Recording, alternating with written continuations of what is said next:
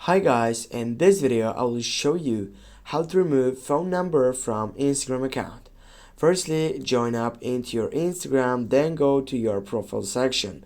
Right after that, what you need to do, simply need to go for edit profile and you need to scroll down and you need to take a look on your personal information settings. Now go for it, and here you're gonna find out your phone number.